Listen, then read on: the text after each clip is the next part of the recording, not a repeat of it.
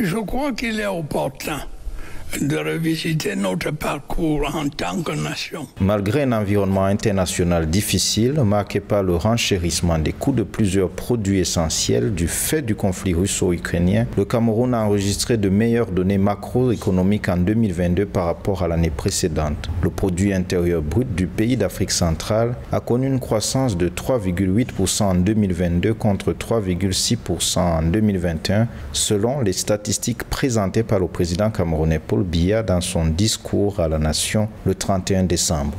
Le chef de l'État entrevoit pour 2023 de meilleures perspectives avec le lancement annoncé des projets d'exploitation de fer de Kribi-Lobé, Mbalam Nabeba et Bibindi Grand Zambi. Pour les 3 projets, les conventions minières y afférentes ont déjà été signées et les permis d'exploitation accordés aux entreprises adjudicataires.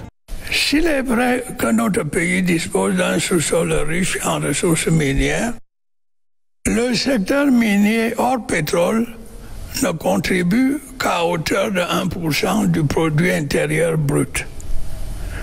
En développant la mine solide, nous pourrons assurer le relais des hydrocarbures dont les stocks s'amenuisent et disposer de ressources financières supplémentaires qui pourront être affectées au financement de nos investissements.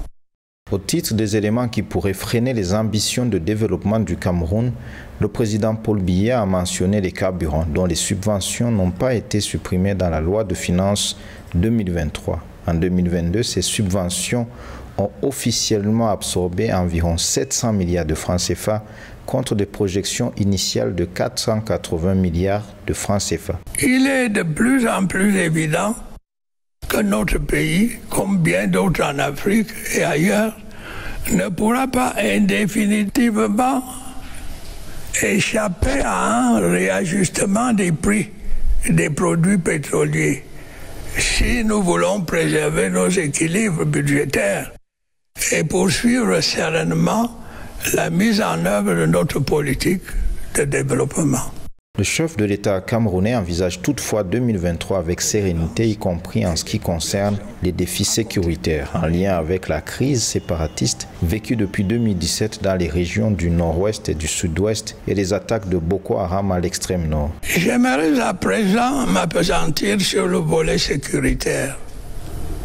Dans l'ensemble, la situation est maîtrisée et sous contrôle sur toute l'étendue du territoire national. Les collectivités territoriales décentralisées. En 2023, des élections sénatoriales sont prévues dans le pays d'Afrique centrale, une occasion de consolider l'option de décentralisation, d'après le chef de l'État camerounais. Maîtriser les dépenses de l'État.